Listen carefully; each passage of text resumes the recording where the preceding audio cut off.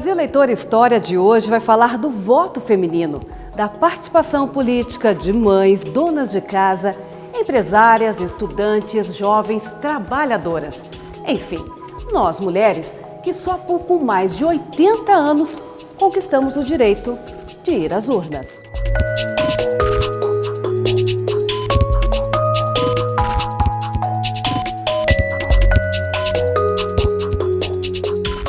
As eleições no Brasil ocorrem há mais de 500 anos e durante séculos, apenas os homens tinham o direito de escolher os representantes políticos. Mas será que existe alguma explicação para essa exclusão ao sexo feminino? Era a cultura do momento, né? Não tinha a oportunidade que tem hoje, que a abertura política de opinião. O mundo foi sempre chauvinista, a mulher foi sempre escravizada e as famílias criaram assim, também acesso à educação. Preconceito da sociedade. Nós somos uma sociedade que veio lá desde o passado muito preconceituosa, em que o papel da mulher sempre foi relegado ao papel do lar, né? A formação sociopolítica do Brasil, o Brasil colônia, todo esse processo, ele muito fincado em cima da força, da presença do senhor, né? Do senhor de engenho, dos donos dos latifúndios. Essa marca patriarcal, que o poder estava para o homem de propriedades, esse processo de contenção da presença das mulheres, a nossa cultura, né? De dominação mesmo machista, patriarcal, a nossa herança colonial. A vida pública, o espaço público é muito cerceado para as mulheres, até hoje. Até então não existem registros, fatos ou relatos de brasileiras que tentaram votar antes do século XIX. Se houve alguma tentativa, ela ficou muito bem escondida. Fato é que em 1891 chegou ao Congresso Brasileiro a discussão do voto feminino. E sabe o que os políticos alegaram na época? Que a mulher era um ser inferior e que o voto feminino poderia acabar com a família brasileira. O lugar a que nos é atribuído, né, a moral social vigente é do espaço doméstico, é da maternidade, é da maternagem, do cuidado, né? É aquela atividade que a gente chama da reprodução social. O primeiro registro de pleitos, né, de mulheres por participação política, ele ocorre no final do século XIX. E foi só no ano de 1932, mais precisamente no dia 24 de fevereiro, que o então presidente Getúlio Vargas deu o primeiro passo para diminuir essa diferença entre homens e mulheres. Ele assinou uma lei garantindo o direito de voto às brasileiras, mas a conquista veio em partes e com limitações. Adeus, adeus. O voto era permitido às mulheres casadas, mas preste atenção no detalhe. Desde que elas tivessem a autorização do marido, senão nada feito. Já as viúvas ou solteiras até podiam ir às urnas, desde que tivessem renda própria, ou seja, fossem totalmente independentes, o que na época era algo muito raro. O poder, a política, o espaço da reprodução social, que pelo advento da maternidade as mulheres ficam mais reclusas. Nosso modelo de sociedade, de família monogâmica, estrutura patriarcal, as mulheres estão com esse papel. Nesse período a gente tem, por exemplo, o pleito das mulheres de uma participação pública como um todo, né? Não só restrita à participação política, ou seja, o direito de ser eleitora e também de ser candidata, mas também participar da vida pública. É como se a mulher, ao ser professora, ela estivesse levando os atributos da maternidade, né, para a escola. Mas na tentativa de quebrar o preconceito contra o sexo feminino por aqui, surgem as feministas. Uma delas foi a bióloga Berta Lutz, que teve participação direta na articulação política, que resultou em leis que garantiram direito de voto às mulheres e igualdade de direitos políticos nos anos 20 e 30. Os primeiros contatos com o mundo das feministas, conhecido como movimentos sufragistas, ocorreram na Faculdade de Sorbonne, na França, quando Berta estudou por lá.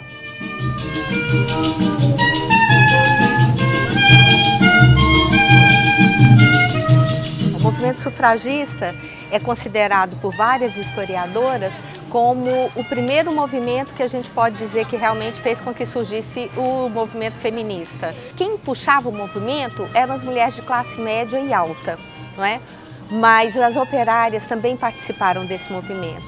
Então elas vão para a rua e vão reivindicar o direito ao voto. Ele é considerado o momento-chave em que nascem os feminismos, não é? Na Europa e nos Estados Unidos. As mulheres começam a fundar jornais, né, e começam a pleitear isso publicamente, principalmente a partir da década de 1920, quando as mulheres começam a se articular de uma forma mais organizada, né, em torno de criação de partidos, né. Esse é um grande ponto de partida, né, de organização dessas mulheres. Então, assim, uma luta muito dura, que chega aqui no Brasil antes do início da República Velha. Então, quase concomitante a esses outros países. E aqui também as mulheres vão para a rua com os cartazes, não é? E tentando fazer com que o seu direito seja adquirido. No Brasil, essa luta ganhou força em 1910, quando a professora Deolinda Daltro fundou o Partido Republicano Feminino, no Rio de Janeiro. Mas só 9 anos depois, em 1919, ela foi intensa, quando a bióloga Berta Lutz fundou a Liga pela Emancipação Intelectual da Mulher. A Deolinda Daltro. A história dela é muito interessante porque ela foi uma professora que criou uma escola para mulheres, né? Nessa escola ela passava noções de cidadania e noções de participação política para essas mulheres. Ela própria pleiteou, né, em torno de 1910, o alistamento dela enquanto eleitora. Na época, o juiz eleitoral, enfim, o juiz que era responsável pelo alistamento, negou e utilizou o argumento de que as mulheres não podiam votar porque não podiam se alistar, não eram alistáveis militarmente. E ela fez uma coisa, ela usou uma estratégia super interessante, ela começou a dar aula de tiro para as alunas dela, né? Então, ela começou a organizar passeatas na cidade, no Rio de Janeiro, com essas mulheres, e ela colocou em evidência esse assunto, colocou esse assunto na mídia, né, na época. Ela estava propondo justamente isso, inverter uma ordem, que é uma ordem patriarcal, sei lá, de milênios. E o patriarcalismo, ele não, as diferenças, elas não se dão, como algumas pessoas querem, pela diferença sexual entre homens e mulheres. Ela é uma diferença que é construída culturalmente antes da gente nascer. Quando os pais, né, descobrem o sexo dos seus filhos, eles já decidem que cor vai ser o quarto, que tipo de brinquedo aquele bebê vai receber, e ela continua a vida afora. Ela acontece nas escolas, ela acontece nos espaços sociais em geral que a gente tem aqui. Você já ouviu falar em Mieta Santiago? Não? Pouca gente sabe, mas foi Mieta a primeira mulher no país a exercer plenamente os direitos políticos, ou seja, de votar e ser votada. Mieta nasceu em Varginha, Minas Gerais, em 1903. Em 1928, foi para a Europa cursar a Faculdade de Direito e, assim como Berta Lutz, voltou cheia de ideias feministas.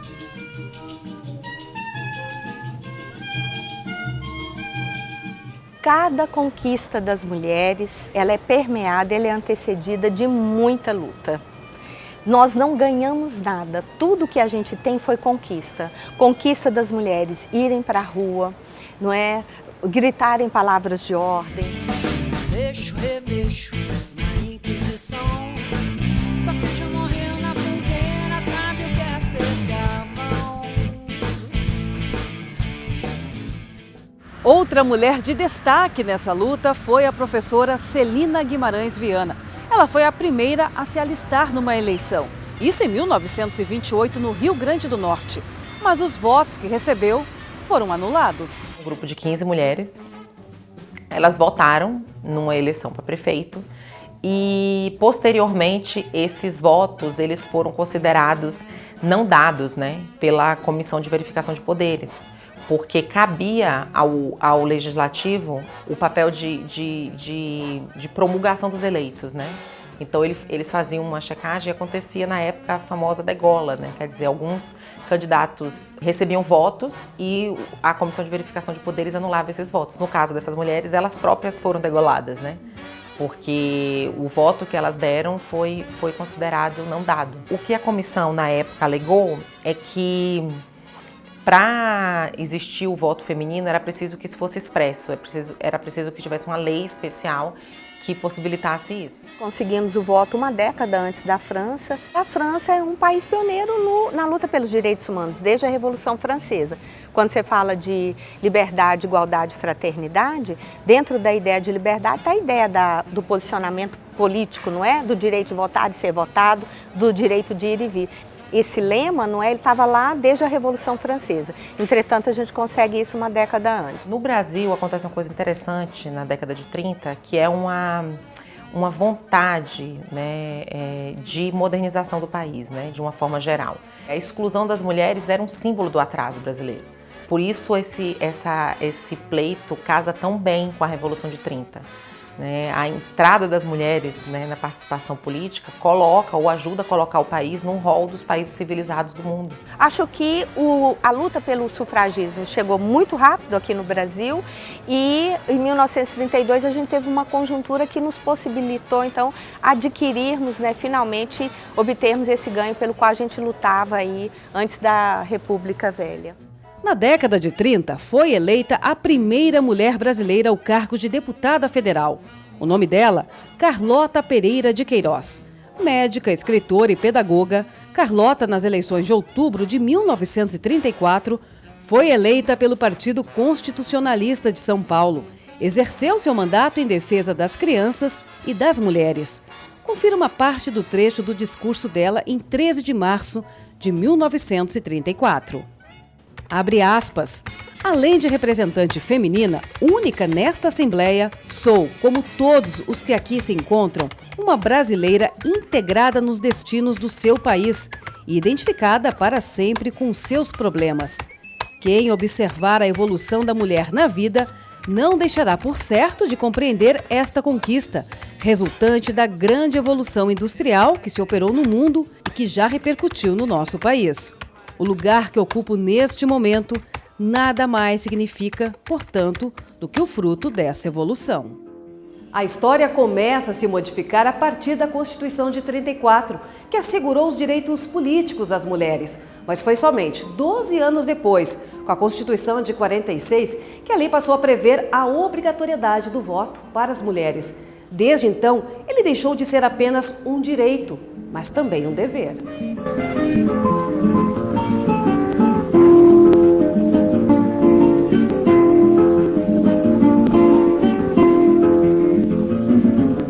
Mas a notícia não agradou a um machista de plantão. Preste atenção no teor dessa carta enviada ao TSE por um eleitor na época. São Paulo, 12 de dezembro de 1946. Excelentíssimos membros do Supremo Tribunal Eleitoral, creio que já tendes percebido o desequilíbrio eleitoral e que sem uma perfeita revisão, nunca teremos uma eleição que seja a real expressão da vontade popular e da justiça. A Constituição errou em fazer o voto obrigatório, pois há uma classe de desinteressados que melhor fora não votar. A classe feminina dispensável que melhor fora não votar. E a classe ignorante que só sabe assinar o nome que não devia votar. E esta forma 3/4 do eleitorado, produzindo o que vimos e irá produzir sempre a vitória do ignorante sobre os intelectuais. O maior dos fracassos. Essa maioria é preciso ser ao contrário. Certo que ponderarei sobre o assunto. Antônio Alves Aranha. Mulheres, crianças, os loucos, são tidos como seres inferiores, com pouca capacidade, são seres tutelados pela sociedade. Então, por esse advento das mulheres estarem fora das rodas de política, por essas restrições, quando a gente vê na história do Brasil, a história do pioneirismo feminino, das artistas, a gente vê mesmo que eram mulheres assim muito ousadas, que quebraram tabus, mas também que pagaram um preço muito grande por ocuparem determinadas posições políticas. Quando a gente pensa no Código Eleitoral de 1965, a gente já tem uma época em que a mulher tem um nível de emancipação muito maior, né, do que em relação à década de 30. Você tem uma série por exemplo, você tem leis que favorecem o divórcio, você tem leis que facilitam a vida cotidiana dessas mulheres, você já tem a própria invenção do anticoncepcional e popularização. Então as mulheres, realmente na década de 60, elas estavam num nível de inserção social, né, que não tem comparação com a década de 30. Talvez isso ajude a explicar.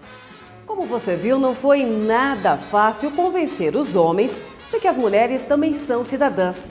Bom, barreira vencida contra o machismo na hora de escolher os representantes políticos.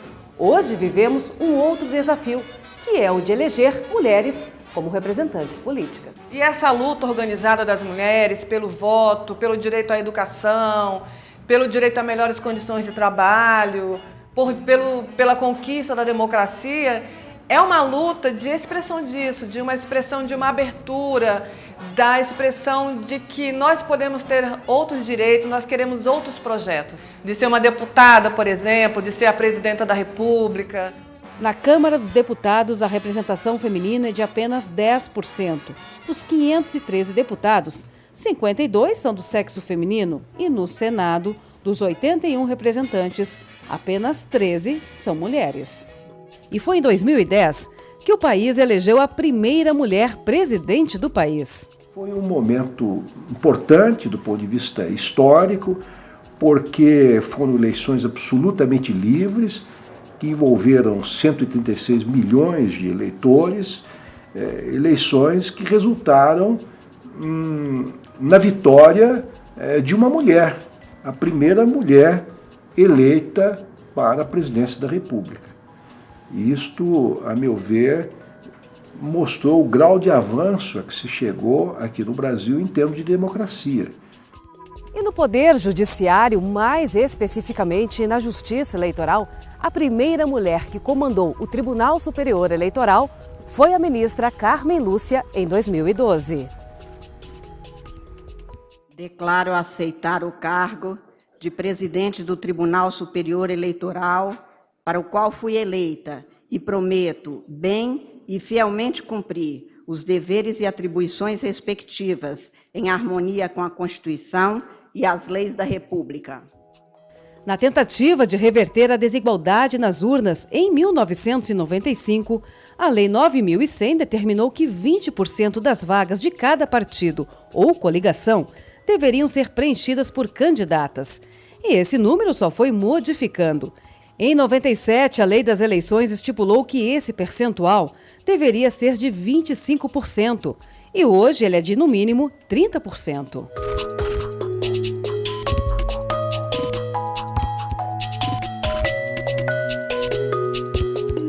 O ideal seria a conscientização voluntária, né? É o que nós falamos da disciplina consciente.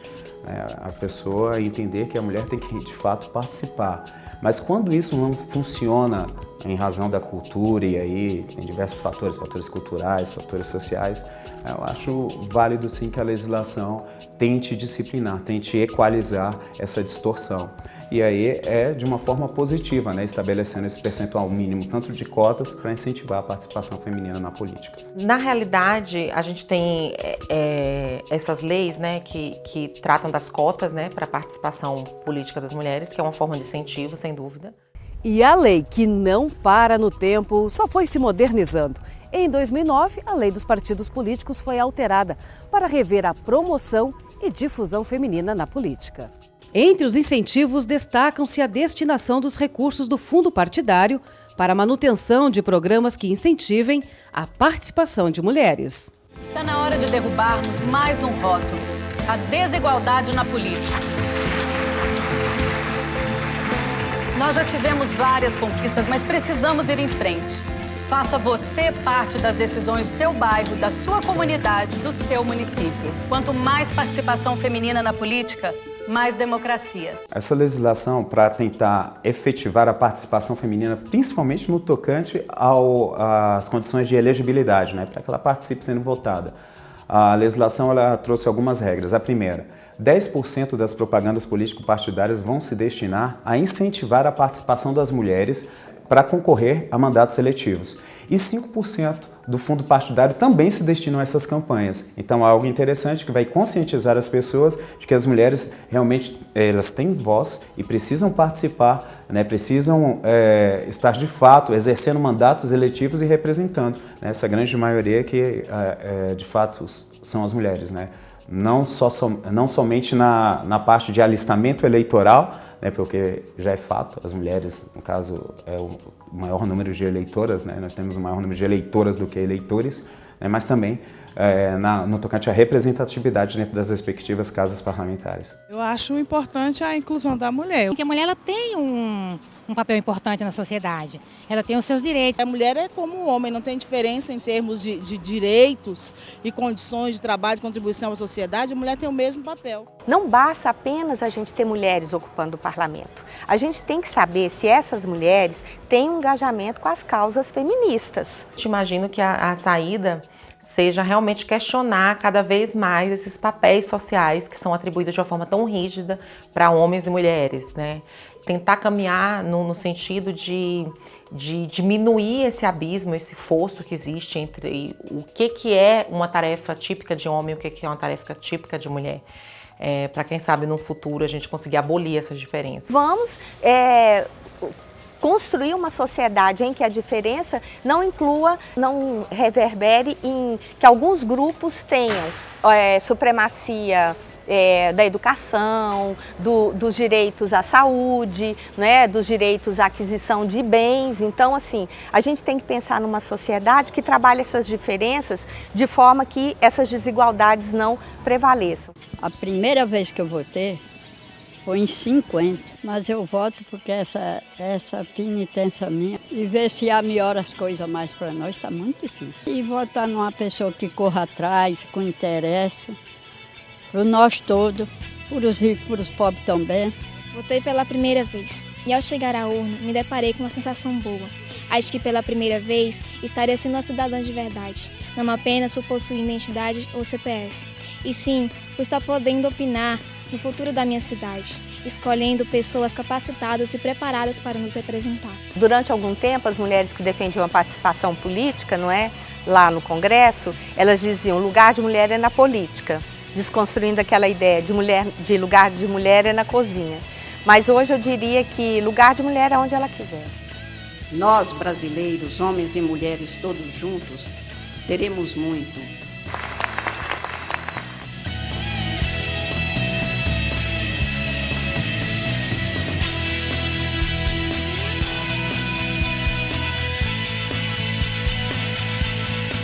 Quer saber mais sobre a história e a evolução do voto no país? Então não perca os próximos programas do Brasil Eleitor História. A gente se vê. Tchau!